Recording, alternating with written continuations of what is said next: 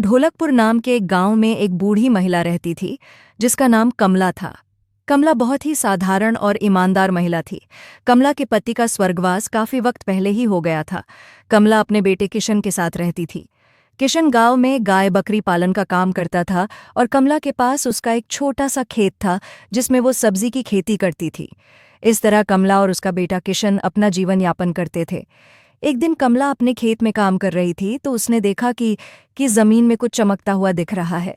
उसने जमीन को खोदा तो उसने पाया कि वहां एक मिट्टी का घड़ा था जो सोने के सिक्कों से भरा हुआ था। कमला हैरान हो गई कि ये सोने के सिक्कों से भरा हुआ घड़ा आखिर किसका है। वो घर गई और अपने बेटे किशन को ये सब बताया और कमला किशन को लेकर वापस खेत पर लेकर आई। किशन भी ये सब देखकर हैरान हो गया। किशन और कमला दोनों ही ईमानदार थे। दोनों ने फैसला किया कि वो लोग ये सोने के सिक्कों से भरा घड़ा राजा जी को सौंप देंगे। कमला और उसका बेटा किशन वो घड़ा लेकर राजमहल की ओर चल पड़े। वो दोनों राजमहल पहुंचे और राजा को सारी बात बताई कि कैसे कमला को अपने खेत में काम करते समय ये घड़ा मिला। राजा कमला की ईमानदारी देखकर बहुत प्रसन्न हुआ। राजा ने कहा, मैं तुम्हारी ईमानदारी से बहुत प्रभावित हुआ और इस घड़े को मैं तुमको ही सौंपता हूं। इस पर तुम्हारा हक है, तुम इसे ले जाओ। ये सब सुनकर कमला और किशन खुश हुए।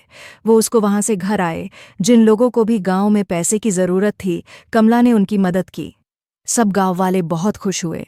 कमला की ईमानदारी ने उसकी जिंदगी बदल दी। कमला और किशन अपनी जिंदगी खुशी से जीने लगे।